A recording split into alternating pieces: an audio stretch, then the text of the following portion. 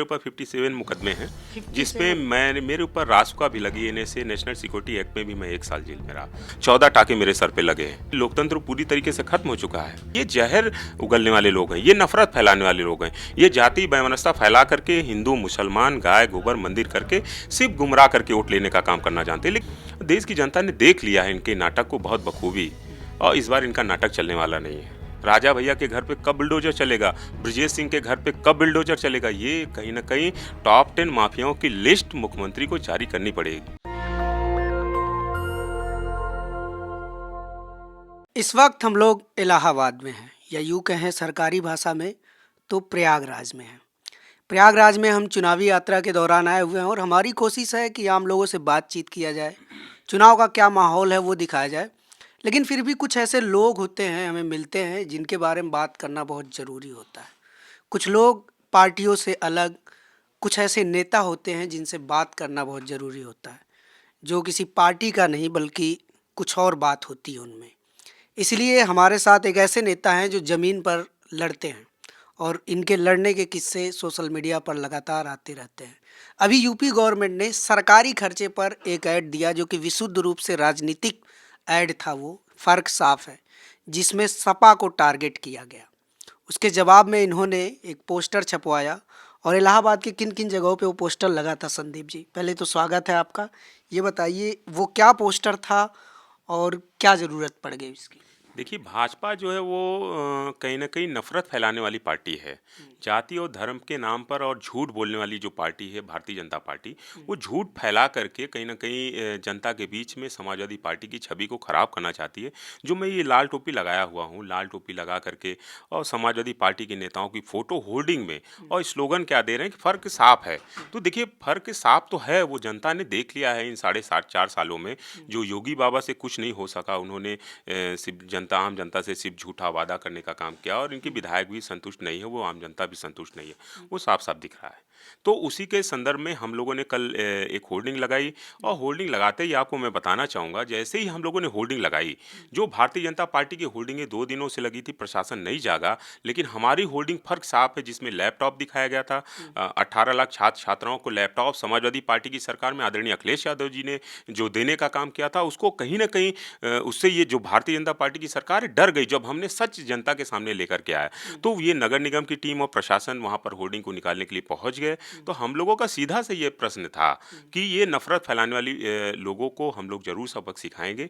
इनका पहले पोस्टर हटाया जाए, तब तो समाजवादी पार्टी के पोस्टर को हाथ लगाइएगा, वरना जो है फिर हम लोग भी मानने वाले नहीं है। नहीं, लेकिन लाल टोपी रेड अलर्ट है, मोदी जी ऐसा बोलते हैं। देखिए, ये लाल तो हमारा खून भी है और लाल क्रांति की निशानी है। और ये बात आप जानते हैं कि लाल देख करके आखिर भड़कता कौन है। ये गांव के जो लोग हैं, हमारे यहाँ कहावत कही जाती है, लाल कपड़ा देख करके बैल और साड़ी से भड़कते हैं। तो ये बाबा जो है, आम जनता इनको लाल कपड़े दिखा करके सर रेड अलर्ट इनका घोषित करने वाली है।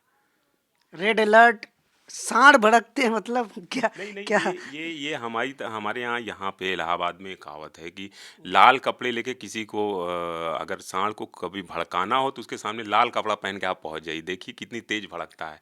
ये मतलब इसको देखिए जो है। तो कैसे आप लोगों के पार्टी का प्लान क्या है? आप इतने दिन से आंदोलन किए हुए हैं, इलाहाबाद में आप लगातार आंदोलन करते हैं।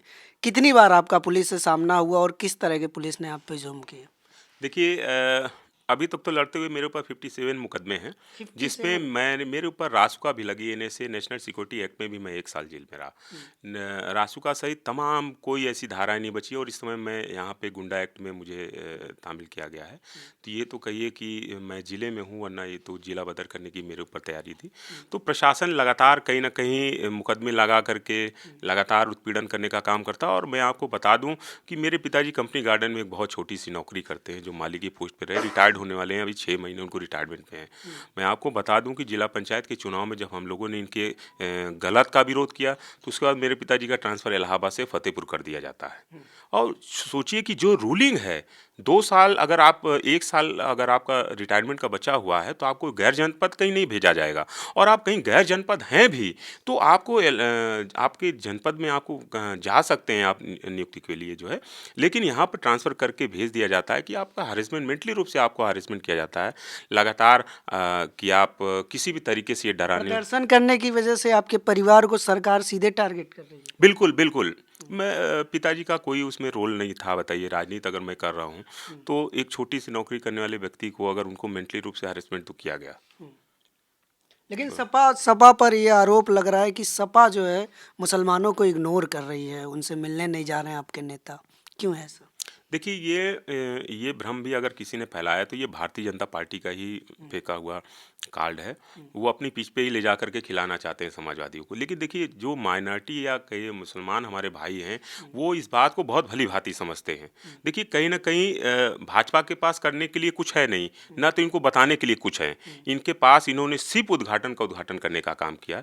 आप ये बताइए जाति और धर्म के नाम पे, गाय और गोबर के नाम पे इन्होंने सिर्फ़ आम जनता के बीच में लड़ाने का काम किया। ये गाय की राजनीति करेंगे, मंदिर, मस्जिद यही सिर्फ़ बता कर के वोट लेने का सोच रहे हैं कि हमको वोट मिल जाएगा। लेकिन आम जनता को मिला क्या आखिर? वो जनता तो ठगी महसूस कर रही है ना अपने आप को। लेकिन रोजगार देने की बात कर रहे हैं, योगी सरकार कह रही 4.5 लाख रोजगार दिया हमने, क्या ये भी झूठ है? अगर आप इलाहाबाद में हैं तो मैं कहूँगा कि कल या परसों में जिस तरीके से लाखों नौजवान इलाहाबाद सबसे बड़ी डेलीगेसी है। इलाहाबाद विश्वविद्यालय जो पूरा काकपोड़ कहा जाता है, यहाँ पर तैयारी करने के लिए बहुत गांव गरीब किसान का बेटा आता है। लेकिन आप पता करिए जा कर के कल हुजूम जो निकला हुआ था ना, जिस तरीके से सड़कों पर जिस तरीके से हुजूम टहल रहा था, इस बार बोरिया बिस्तर बनने वाला है। इस झूठी सरकार को देखिए इन्होंने झूठ बोल करके वोट लेने का काम किया। इन्होंने कहा नौजवानों हमें वोट दे दो, हम तुम्हें 2 करोड़ सालाना रोजगार देंगे।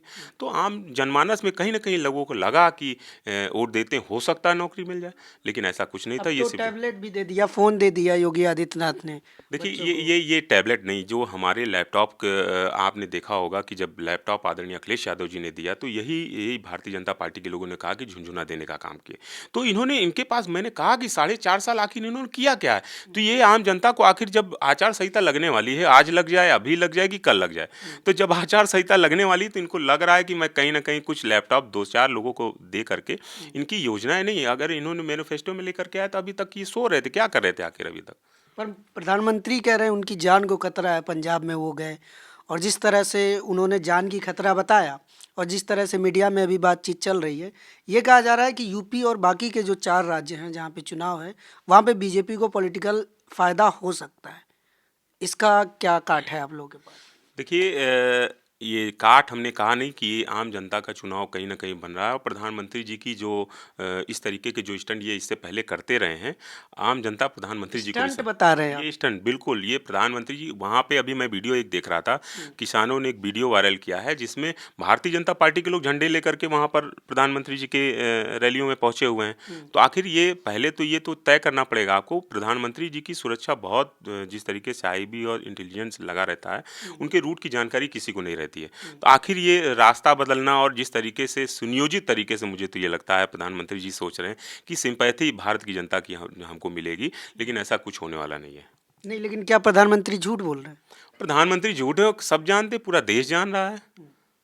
प्रधानमंत्री जो है, प्रधानमंत्री फेंकू है, प्रधानमंत्री झूठ बोलने वाला, ये कौन ही जानता है? ये आम बच्चे से अभी आप जा करके पूछ लीजिए तो बच्चा आपको बता देगा कि प्रधानमंत्री और मुख्यमंत्री कौन है। लेकिन बीजेपी के जो सपोर्टर्स हैं वो कह रहे हैं कि नहीं, हमला होने वाला था और ये कांग्रेस की साजिश थी। नहीं ये जो हमला होने वाला पहले तो उसको पकड़ लेना चाहिए कि आखिर उसको पता कहाँ से चला। जो ऐसे आरोप लगा रहे हैं सबसे पहले तो उसे पकड़िए। मैं तो प्रशासन से ये मांग करता हूँ कि आखिर ये है कौन? ये भारतीय जनता पार्टी का जो भी व्यक्ति है, अगर इस तरीके की बातें कर रहा हमला होने वाला था तो तुम्हें कहाँ से पता चला हमला होने वाला? और आखिर हमला होने वाला था तो ये कौन लोग थे हमला करने वाले लोग? ये कहीं ना कहीं सच सामने आना चाहिए। आना चाहिए। बिल्कुल। सीबीआई जांच हो इसकी। नहीं सीबीआई अच्छा ये बताइए, इस समय तो सीबीआई तो घर घर जा रही है। इस समय तो सीबीआई ईडी देखिए, प्रशासन चुनाव लड़ रहा है, डीएम चुनाव लड़ रहा है, सीबीआई लड़ रही है, तो घरों में समाजवादी पार्टी के घरों में जा रही है।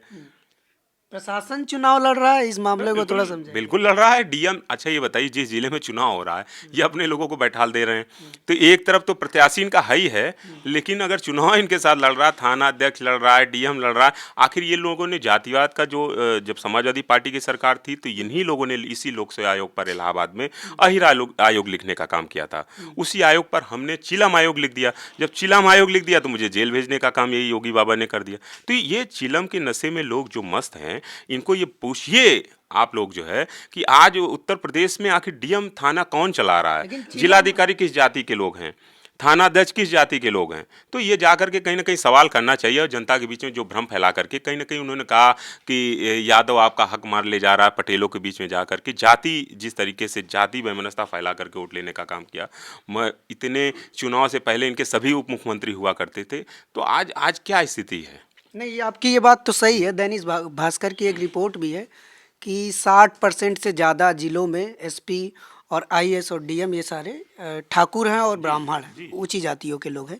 ये आपकी बात सही है, लेकिन मामला ये है, आपने चिलम आयोग क्यों लिख दिया था? चिलम का क्या मतलब है? देखिए, आप भी जान रहे हैं कि ये कौन लोग हैं, और मुख्यमंत्री आवास के अंदर आप जा कर के देखेंगे तो धुआं ही आपको दिखेगा। वहाँ पे धुआं उड़ रहा है, और धुएं के धब्बों को भी दिखाने का काम समाजवादी पार्टी करेगी समय आने पर।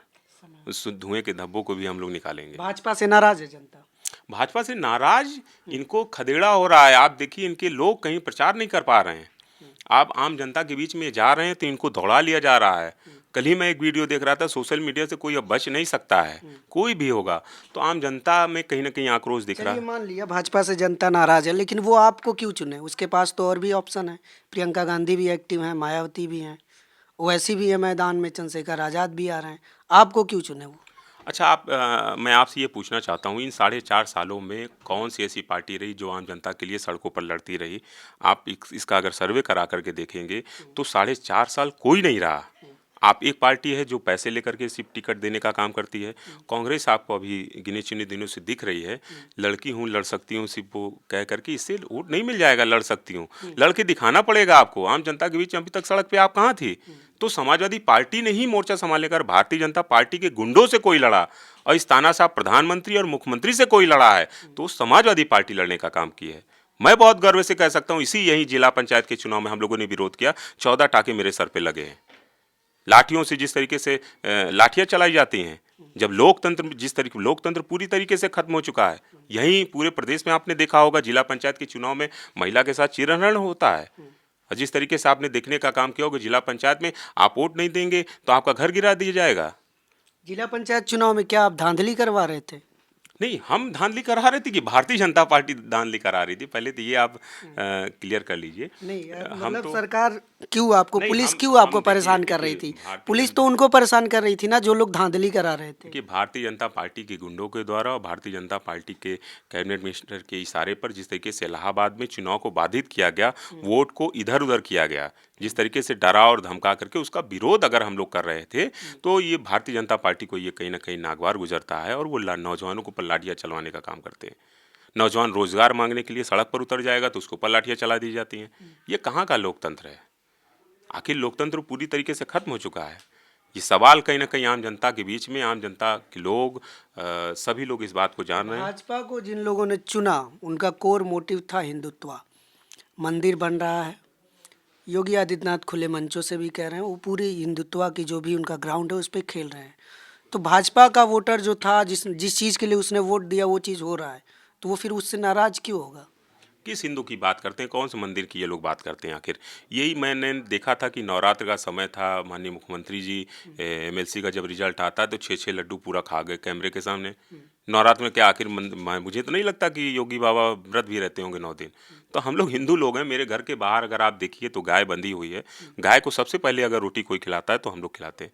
अभी मैं 1 घंटे बाद समय हो रहा है, गाय को हम लोग दुहाई करेंगे, उसकी सफाई करेंगे, उसकी सेवा करेंगे। दूध आखिर इन लोगों को पूछ लीजिए कि भूसा क्या मन चल रहा है, क्या रेट है, चूनी चोकर का क्या रेट है, कितने रुपए किलो पड़ रहा है, तो इन लोगों को कुछ भी नहीं पता है। लेकिन इसी मंदिर में इन्होंने, आपने देखा होगा कि जमीन के नाम पर घोटाला आखिर कौन करता है? ये माननीय न्यायालय के आदेश पर मंदिर बन रहा है। और कभी भी आप समाजवादी पार्टी या कभी किसी नेता ने अगर कहीं भी बोला हो कि हम मंदिर नहीं बनने देंगे और किसी भी कोई विरोध करने का काम किया, आज भारतीय जनता पार्टी झूठ बोल रही है। देश का गृह राज्य मंत्री बोलता है कि अखिलेश यादव जी समाजवादी पार्टी की सरकार बन जाएगी तो मंदिर नहीं बन पाएगा। तो आखिर ऐसे लोग बोलते हैं, ये जहर उगलने वाले लोग हैं, ये नफरत फैलाने वाले लोग हैं, ये जाति वैमनस्यता फैला करके हिंदू मुसलमान गाय गोबर मंदिर करके सिर्फ गुमराह करके वोट लेने का काम करना जानते हैं। लेकिन अब देश की जनता पढ़ी लिखी जनता है हमारी, देश की जनता ने देख लिया है इनके नाटक को बहुत बखूबी, और इस बार इनका नाटक चलने वाला नहीं है। पक्का पक्का। संदीप यादव थे हमारे साथ, और इलाहाबाद के एक ऐसे नेता जो लगातार ज़मीन पर सक्रिय रहते हैं। और मुझे लगता है कि इलाहाबाद में सबसे ज़्यादा प्रशासन का कहर अगर किसी पे टूटा है, और किसी के साथ सबसे ज़्यादा प्रशासन ने परेशान किया है, रासुका लगाया गया 57 मुकदमे लगाए गए, रासुका लगाया गया, और पंचायत चुनाव में धांधली का विरोध कर रहे थे तो इनको बचा हुआ है, इतना मारा गया। 12 टाके आए थे, 12 टाके लगे थे, बताइए। लेकिन एक आरोप आपके भी नेता पे है कि आपके नेता भी एसी के नेता हैं, ट्विटर के नेता हैं, चुनाव आया तब एक्टिव हुए हैं। नहीं, ऐसा कुछ नहीं है। आप लगातार आप देखिए, यही तो हमने कहा ना कि भाजपा झूठ बोलने में इतनी तेज है कि वो झूठ को भी अगर सच साबित करने में लग जाती है। इतना झूठ फैला दो कि इन लोग लगातार जिस तरीके से माहौल खराब करने का काम कर रहे हैं। आखिर सड़क पे दिखा कौन? समाजवादी पार्टी दिखी। संदीप यादव अगर इलाहाबाद में संघर्ष कर रहा है तो आदरणीय अखिलेश यादव जी के कहीं ना कहीं निर्देशों पर अगर सड़कों पर संघर्ष हो रहा है, अखिलेश यादव जी लखनऊ में सड़कों पर संघर्ष कर रहे हैं, ये नहीं दिख रहा है लोगों को। गुंडा राज खत्म हुआ कि नहीं, सही बताइए। कौन सा गुंडा राज खत्म हो गया? किसकी बात कर रहे हैं? आज कहाँ गया भाई अखबार? यहीं पर था। थाने के अंदर एक जो फॉलोवर जो खाना बनाने वाली युवती है उसके साथ बलात्कार हो जाता है। कौन सी गुंडा राज की बात करते हैं? लगातार अभी एक विधायक के रिश्तेदार को जिस तरीके से सड़कों पर दौड़ा दौड़ा करके गोलियां मारी जाती हैं, यही गुंडा राज की बात करते हैं। और जिस तरीके से सड़कों पर ये लोग जेसीबी लेकर के सिर्फ 2-4 घर गिरा देने से, सिर्फ जो जनता को गुमराह करने से गुंडा राज नहीं खत्म हो जाएगा। उसको खत्म करने के लिए आखिर धनंजय सिंह के घर पे कब बुलडोजर चलेगा, राजा भैया के घर पे कब बुलडोजर चलेगा, ब्रजेश सिंह के घर पे कब बुलडोजर चलेगा, ये कहीं ना कहीं टॉप 10 माफियाओं की लिस्ट मुख्यमंत्री को जारी करनी पड़ेगी। अगर हिम्मत है तो जारी करें ना मुख्यमंत्री जी। क्या मतलब, जैसे जो भी आपने नाम लिया है सारे ठाकुर हैं? नहीं, ये तो आप सब ये आप बिल्कुल जान रहे हैं ये किस जाति से लोग हैं। जाति वाले बाबा जो है अपनी जाति के लोगों को घर कब आखिर कब गिराएंगे, वही तो देश की जनता पूछना चाहती है। और ये उप मुख्यमंत्री इलाहाबाद के हैं, अपनी मुकदमे पर्ची चोरी का मुकदमा इनके ऊपर होता है। जागरण के नाम पे ये किस तरीके से धर्म के नाम पे इन्होंने चंदा वसूलने वाले लोग हैं। और कौन नहीं जानता कि यही लोग गाय के नाम पे पैसा लेने वाले यही केशव मौर्य। और आखिर इलाहाबाद में जिस तरीके से कैबिनेट मिनिस्टर अपने ही मुकदमे को वापस ले लेता है, योगी बाबा अपने मुकदमे को वापस ले लेते हैं। सदन में किसने नहीं देखा कि मुख्यमंत्री जी रो रहे थे अपने मुकदमों को लेकर के? तो देश की जनता ये सब देख रही है, सब जान रही है। मुसलमानों को टिकट देगी आपकी पार्टी? नहीं, सवाल इस बात ये नहीं है कि मुसलमानों को टिकट देगी कि नहीं देगी। सवाल इस बात का है कि भाजपा को हमको चुनाव हराना है, और चुनाव हराने के लिए सब हम लोग मिलकर के चुनाव लड़ रहे हैं। इसमें ये कहीं से प्रश्न आता ही नहीं कि हिंदू मुस्लिम मुसलमान को देंगे, यादव को देंगे, पटेल। हम सर्व समाज के लोगों को लेकर के इस बार समाजवादी पार्टी चुनाव लड़ाने वाली है, और बहुत दमदारी के साथ चुनाव लड़ा करके हम लोग 400 सीटें जीतने का हम लोग काम करेंगे। चलिए, शुक्रिया संदीप यादव जी हमारे साथ जुड़ने के लिए। संदीप यादव बहुत ही डेयरिंग नेता हैं, मतलब छात्र जीवन से ही लगातार आंदोलन से जुड़े रहे हैं। और मैं यहाँ आया था तो मेरा बहुत मन था कि मैं इनसे बातचीत करूं और जनता को बताऊं, क्योंकि देखिए पार्टी मैटर नहीं करती, कभी कभी व्यक्ति मैटर करते हैं, उनका संघर्ष मैटर करता है। तो संदीप यादव का संघर्ष मैटर करता है, जिस तरह से उन्होंने लड़ाई लड़ी है। उम्मीद करते हैं कि इस बार आपको टिकट मिले सपा से। पिछली बार भी मिला था टिकट, लेकिन गठबंधन की वजह से वो सीट कांग्रेस के खाते में चली गई, सिटिंग विधायक थे। इस बार लेकिन इनको टिकट मिले और संदीप जैसे नेता भी सदन में जाएं और जनता के मुद्दे रखें, दहाड़े वहाँ पर सड़कों से लेकर सदन तक आवाज़ जाए। बहुत बहुत शुक्रिया संदीप जी। कैमरा पर्सन आशीष के साथ मैं अनमोल प्रीतम, इलाहाबाद, यूपी। गुजारिश है कि अगर इसको बचाना चाहते हैं तो नेशनल दस्तक को सब्सक्राइब करने के लिए रेड कलर के सब्सक्राइब बटन को दबाएं, फिर बेल आइकन की घंटी दबाएं। नेशनल दस्तक को बचाने के लिए बहुत ज़रूरी है कि हर खबर को शेयर करें, लाइक करें, कमेंट जरूर करें।